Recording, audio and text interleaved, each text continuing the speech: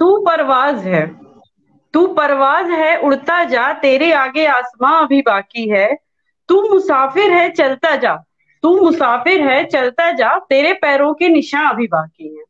Hello, good evening, नमस्कार। मैं मोनिका अवस्थी सरल भारत की श्रृंखला छू लो आसमान में आपका स्वागत करती हूँ।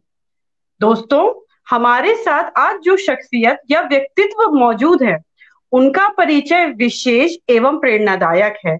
मैं खुद को और आपको सौभाग्यशाली समझती हूँ कि हमें उनसे परिचय करने का, उनसे रूबरू होने का मौका प्राप्त हुआ। आपके बारे में बात करना मतलब सूर्य को दिया दिखाने के समान है। किंतु बतौर समन्वयक मैं यह चेष्टा करती हूँ कि आपके बारे में लोगों को कुछ बता सकूं।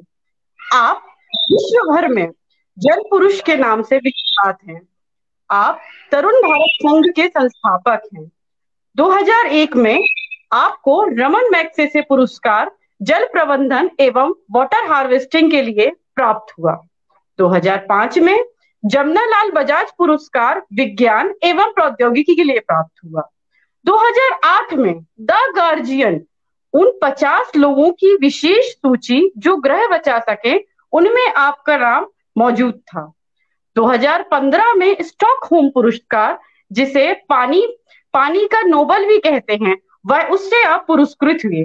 2016 में यूके स्थित इंस्टीट्यूट ऑफ जेनोलॉजी ने आपको अहिंसा पुरस्कार से पुरस्कृत किया। और भी ऐसी कई बातें हैं जो मैं और आप शायद नहीं जानते। आपके प्रेरणादायक एवं विशाल जीवन को जौहर नाम की पुस्तक रेखांकित करती है।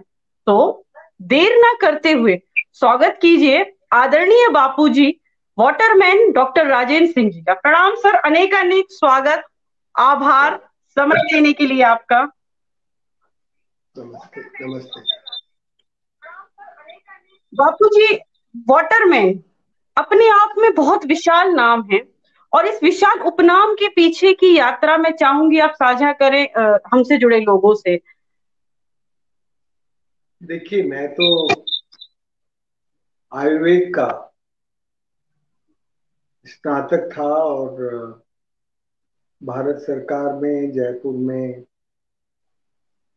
काम करता था। मुझे सरकार में लगा कि भाई हम उतना अच्छा काम नहीं कर पा रहे हैं, इसलिए सरकार छोड़ के अलवर जिले के थाना गाजी तहसील के भीकमपुरा, किशोरी, गोपालपुरा गांव गए।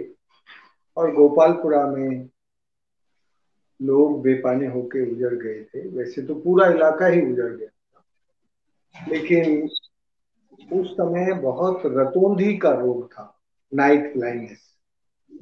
मैंने उनका इलाज शुरू किया और वहां कोई आसपास में दूर दूर तक कोई स्कूल नहीं था, तो बच्चों की पढ़ाई का काम किया। तो हेल्थ एंड एजुकेशन, ये दोनों काम मेरी। बहुत सारे लोग मेरे इलाज से जब ठीक हो गए, तो उनमें से एक बूढ़े काका थे, मंगू काका। उन्होंने कहा, राजेंद्र, तेरी दवाई से हजारों लोग ठीक हो सकते हैं, पर ये दुनिया तो लाखों करोड़ों की है। तुझे ऐसा काम करना चाहिए जो लाखों करोड़ों ठीक हो जाए, और वो काम होगा धरती का इलाज करने से। अभी तुम आदमियों का इलाज छोड़ दो, तो धरती का इलाज करो। तो मैंने तुम्हारा इलाज कर रहा था, तब से तुमने ये बात नहीं की कि लोगों का इलाज करना बंद कर दो। अब तुम ठीक हो गए तो अब कह रहे हो। तो उसने कहा, तब मुझे विश्वास नहीं था, यकीन नहीं था। अब तुम्हारे काम से मुझे विश्वास हो गया कि तुम जिस लगन से आदमी का इलाज करते हो, उससे भी ज्यादा लगन से धरती का इलाज करोगे, तो हजारों लाखों करोड़ों लोगों को जो लाचार बेकार बीमार होकर उजड़ गए हैं, उनको जब अपना पानी मिलेगा तो वो अपने आप बच जाएंगे, और उनकी जिंदगी का कुपोषण, उनकी जिंदगी की लाचारी बेकारी बीमारी खत्म हो जाएगी, और वो अपने पैरों पर खड़े होकर स्वावलंबी बन जाएंगे। जब वो मुझे समझा रहे थे ये बात, तब मुझे उतना यकीन नहीं था, लेकिन उन्होंने 38 साल पहले जब ये बात मुझे समझाई, 38 ईयर बिफोर, तब विश्वास नहीं, तो मैं अपनी आंखों से देख रहा हूँ कि जो उन्होंने कहा था वो सब हुआ, और वो सब होने उससे भी ज्यादा हुआ जो उन्होंने कहा था।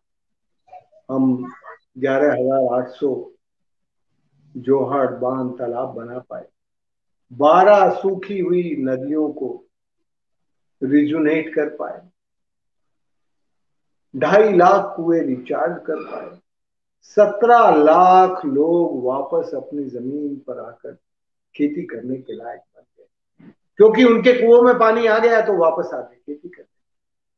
तो ये जो बड़ा परिवर्तन है, ये बड़े परिवर्तन का सपना, इस बड़ी क्रांति की कल्पना हम उस जमाने में नहीं देख सकते थे जब हमने काम शुरू किया। धीरे धीरे जब ये सब काम हो गया तो फिर एशिया में, दुनिया में इस सब काम की बहुत चर्चा हुई और दुनिया भर से लोग आके देखते हैं। लेकिन मेरी जिंदगी का सबसे बड़ा क्रांति और परिवर्तन और पुनर्जीवन का जो दौर है वो 96 है। 96 में जब हमारी नदी अरवरी पेरिनियल होकर फ्लो करने लगी थी, तब पूरी दुनिया का ध्यान इस काम की तरफ गया। इसलिए मुझे कोई जल पुरुष कहे, पानी पुरुष कहे, पानी बाबा कहे, मुझे कोई इन सब चीजों से मेरे ऊपर कोई मुझे कोई ना बहुत बड़ा लगता, ना कोई बहुत छोटा लगता, जैसा जिसको लगे वो कहे।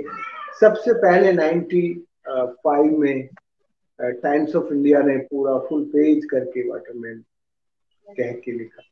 फिर तो दुनिया के बहुत सारे वीक ने 98 में, फिर तो बहुत सारे अखबारों में वाटरमैन, किसी ने रेन कैचर, किसी ने क्लाउड कैचर, किसी ने वाटर हार्वेस्टर, सैकड़ों नाम पानी से जोड़कर लोगों ने अपनी रुचि के अनुसार दिए। लेकिन मैं तो वही राजेंद्र हूँ जो जो 38 साल पहले जब पानी का काम शुरू किया था तब था। मैं वही राजेंद्र हूँ जो अपने बचपन में 45 साल पहले डोला गांव से अपनी पढ़ाई करते हुए सामाजिक काम करता था। तो मुझे इन सब नामों से, इन सब पुरस्कारों से आ, आ, बस ऐसा फील होता है कि जब समाज अपनी बुद्धि से, अपनी लगन और अपने परिश्रम से अच्छा काम करता है तो दुनिया उस काम का सम्मान करती है। क्योंकि ये जो काम है, ये जो पुरस्कार है, ये मेरे अकेले के काम से मुझे नहीं मिले, ये तो पूरे समाज ने अपनी मेहनत से ये काम किए। मैं तो केवल उनके साथ उनको सिखाने, बताने, करवाने, जोड़ने, निर्णय लेने की डिसीजन मेकिंग प्रोसेस में उनके साथ उनको इन्वॉल्व करना, इतना ही काम करने वाला था। बाकी ये काम मेरा नहीं है, ये काम तो समाज का है। समाज ने, मेरे पास ना तो कोई इतनी बड़ी धनराशि थी, ना मेरे को इतने बड़ा नाम था दुनिया का। हाँ, मैंने ये छोटे छोटे काम किए तो दुनिया जान गई, उसमें नाम हो गया। लेकिन ये काम मेरा नहीं है, ये काम उन लाखों लोगों का है जिन्होंने अपनी मेहनत और पसीने से किया। सर बहुत प्रेरणादायक, बहुत भाग्यशाली समझ रही हूँ खुद को आपको सुनकर। सर उस समय कितना मुश्किल रहा लोगों को जागरूक करना पानी के लिए जिस समय आपने शुरू किया। और चेक डैम, जितना मैंने आपके बारे में जाना, चेक डैम के माध्यम से आप पानी संचित करते हैं, वो क्या प्रक्रिया है सर, साझा करें, कृपा होगी आपकी। देखिए, चेक डैम, जोहड़, बांध, तालाब, ये सब जहां पानी दौड़ता है वहां चलना सिखा दो। जब पानी चलने लगे तो पकड़ के धरती के पेट में बैठा दो। पानी को सूरज चोरी करता है। जब समुद्र से सूरज चोरी करता है, बादल बनाता है, तो हम सब बहुत खुश होते हैं। लेकिन जब वो राजस्थान की धरती से सूरज पानी चोरी करता है, तो हम बहुत दुखी होते हैं। हमारी आंखों में दुख के आंसू आते हैं कि हमारे पास पहले ही कम पानी बरसता है और सूरज की इतनी गर्मी, इतनी टेढ़ी नजर है कि उस सारे पानी को उड़ा लेता है।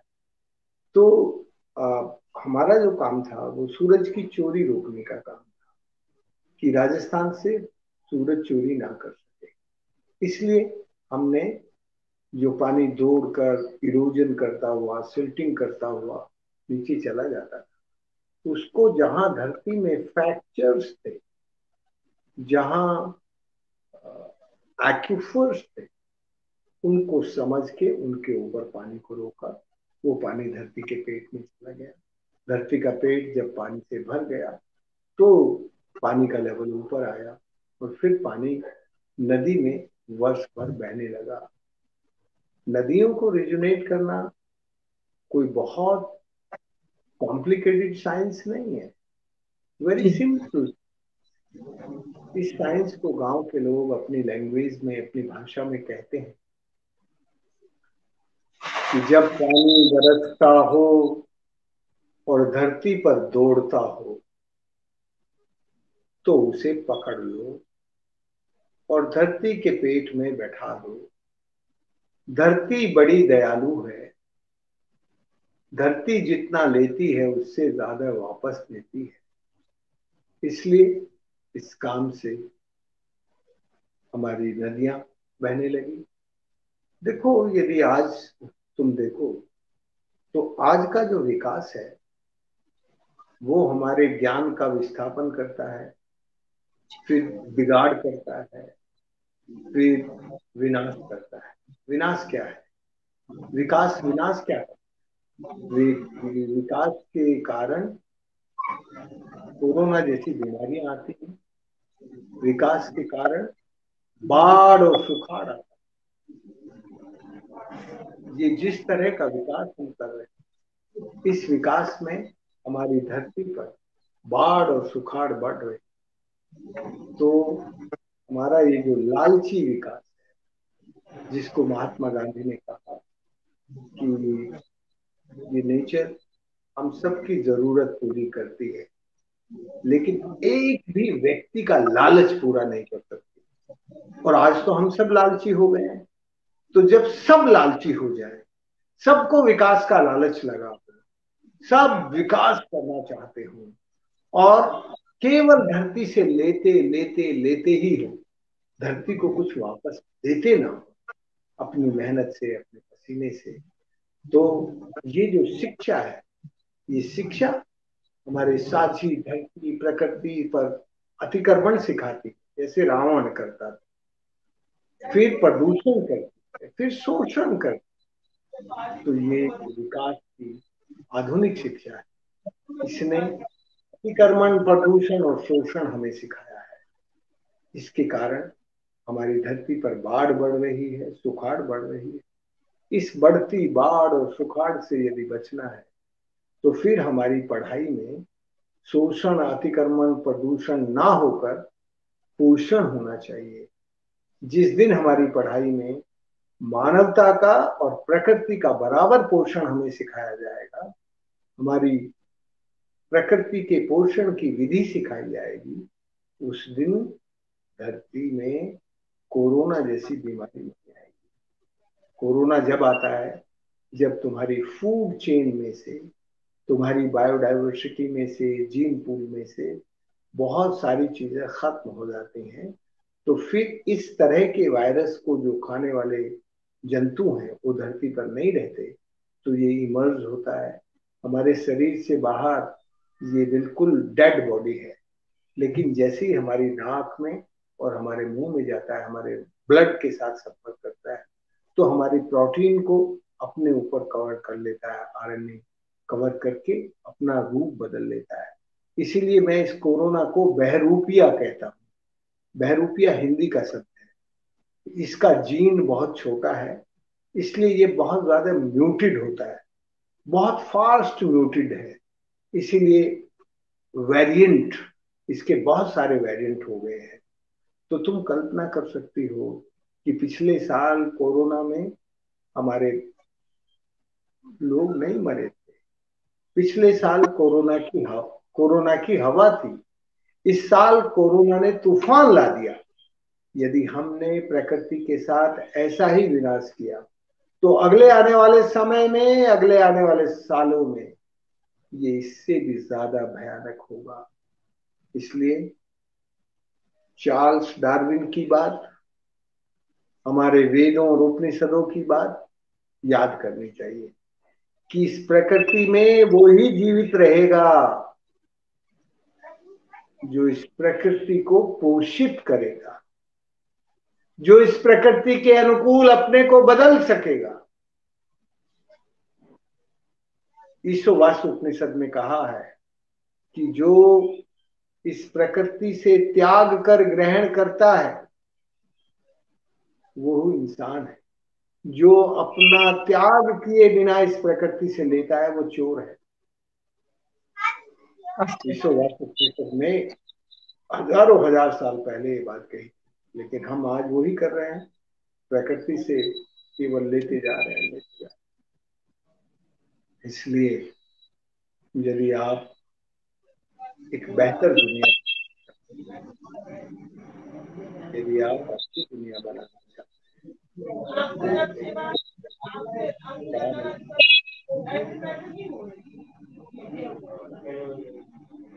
सर बहुत बहुत बहुत बहुत ज्ञानवर्धक बातें बता रहे हैं आप।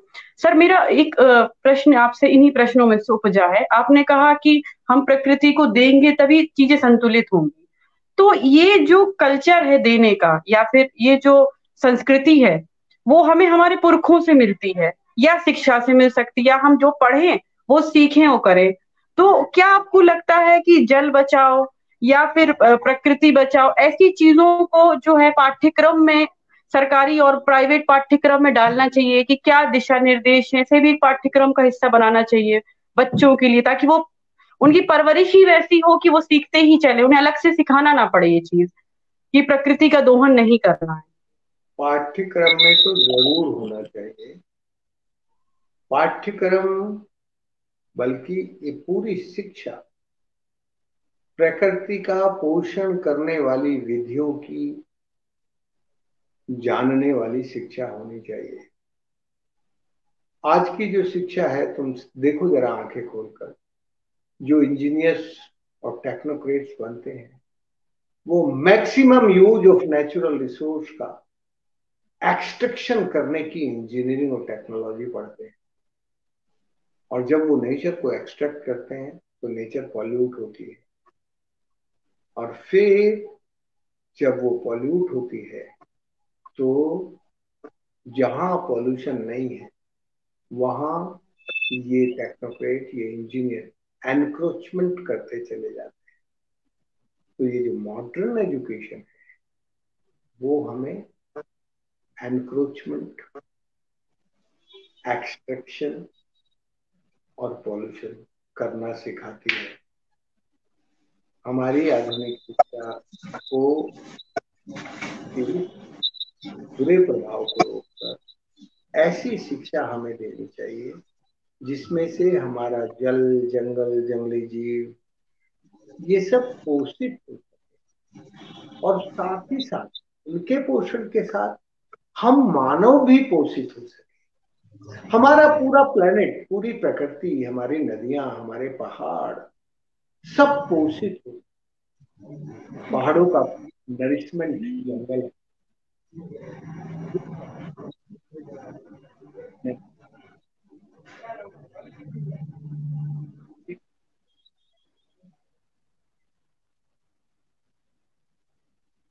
ये जो